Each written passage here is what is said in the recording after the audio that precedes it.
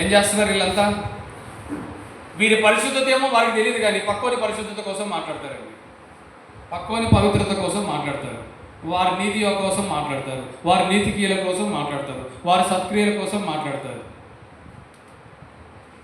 అవునా?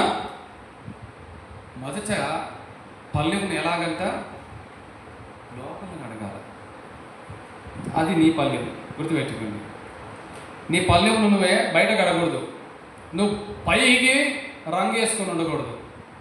పైకి ఇప్పుడు ఏ రంగు పూసుకుంటున్నారు సేవకులు? అంతేళ్ళు లోకానుసారమైన రంగు వేసుకుంటున్నారు.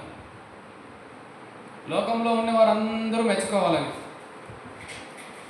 ఈ కామెంట్లు చూసి మురిసిపోయి మళ్ళీ ఇటువంటి సేవ, ఇటువంటి బోధ చేస్తున్నారేమో. ఆ కామెంట్లు వస్తున్నాయి, నువ్వు తోపన్నా, నీలాంటి పాస్టర్ ఎవడు లేడన్నా. ఈ కామెంట్లో పొంగిపోతున్నావేమో నువ్వు. జాగ్రత్త, దేవుని దగ్గర నిలబడాలి నువ్వు. మరి నువ్వు డేరింగ్ అండి, డాషింగ్ అన్నా తొక్క కాదు. నీ డేరింగ్ అంతా ఉన్నది ఉన్నట్టు బోధించుకుంటూ చూపించు.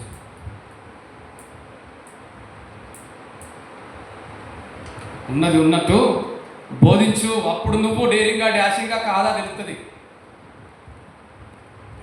నువ్వు తోపా కాదా తెలుస్తుంది. అప్పుడు నువ్వు వీపు చూసుకోవాలి. ఇక వీపు విమానం పోతే కొట్టుడే ఇక నువ్వు లోకానికి వ్యతిరేకంగా మాట్లాడు చూడు ఒక్కసారి. లోకంలో ఉన్న వారిని మచ్చిక చేసుకోవడం కాదండి, విశ్వాసుల్ని దేవుని బండ మీద నువ్వు వారి గృహమును కట్టే విధముగా బోధించు.